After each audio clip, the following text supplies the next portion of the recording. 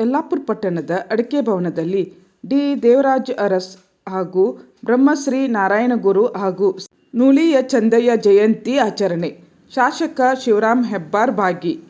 ಪಟ್ಟಣದ ಅಡಿಕೆ ಭವನದಲ್ಲಿ ತಾಲೂಕಾ ಆಡಳಿತ ಹಾಗೂ ಹಿಂದುಳಿದ ವರ್ಗಗಳ ಕಲ್ಯಾಣ ಇಲಾಖೆಯ ವತಿಯಿಂದ ಆಯೋಜಿಸಿದ್ದ ಬ್ರಹ್ಮಶ್ರೀ ನಾರಾಯಣಗುರು ಹಾಗೂ ನೂಲಿಯ ಚಂದಯ್ಯ ಜಯಂತಿ ಕಾರ್ಯಕ್ರಮವನ್ನು ಉದ್ಘಾಟಿಸಿ ಶಾಸಕ ಶಿವರಾಮ್ ಹೆಬ್ಬಾರ್ ಮಾತನಾಡಿ, ಪರಸ್ಪರ ದ್ವೇಷ, ಅಸೂಯೆಯಿಂದ ಎಲ್ಲರನ್ನು ಕಾಣುವ ಕಾಲಘಟ್ಟದಲ್ಲಿ ನಾವಿದ್ದೇವೆ.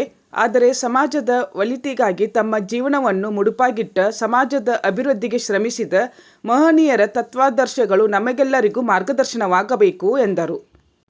ಪ್ರಾಧ್ಯಾಪಕ ವಿನೋದ್ ಭಟ್ ಉಪನ್ಯಾಸ ನೀಡಿದರು. ಇದೇ ಸಂದರ್ಭದಲ್ಲಿ ಶೈಕ್ಷಣಿಕವಾಗಿ ಸಾಧನೆ ಮಾಡಿದ ಹಿಂದುಳಿದ ವರ್ಗದ ವಿದ್ಯಾರ್ಥಿಗಳಿಗೆ ಪ್ರತಿಭಾ ಪುರಸ್ಕಾರ ನೀಡಲಾಯಿತು.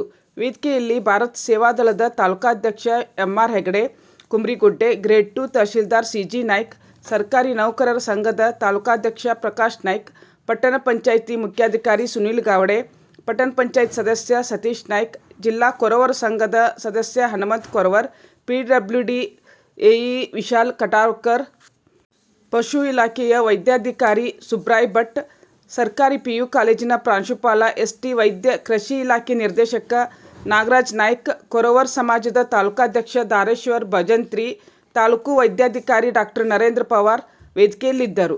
ಶ್ರೀಕಾಂತ್ ದೇವಟಿ ಪ್ರಾಸ್ತಾವಿಕ ಮಾತನಾಡಿದರು. ವಿದ್ಯಾರ್ಥಿಗಳು ಪ್ರಾರ್ಥಿಸಿದರು. ಹಿಂದುಳಿದ ವರ್ಗಗಳ ಇಲಾಖೆಯ ಕಲ್ಯಾಣಾಧಿಕಾರಿ ದಾಕ್ಷಾಯಿಣಿ ನಾಯ್ಕ್ ಸ್ವಾಗತಿಸಿದರು. ಆನಂದ್ ನಾಯ್ಕ್ ನಿರ್ವಹಿಸಿದರು. ಕೂಡ ಈ ದಾರ್ಶನಿಕ ಸಾಧನೆ ಜೀವಿಸ್ತಕ್ಕಂಥ ಇವೆಲ್ಲ ಮನುಕುಲಕ್ಕೆ ಒಂದು ಆದರ್ಶವನ್ನು ಕೊಟ್ಟಿರ್ತಕ್ಕಂಥವು.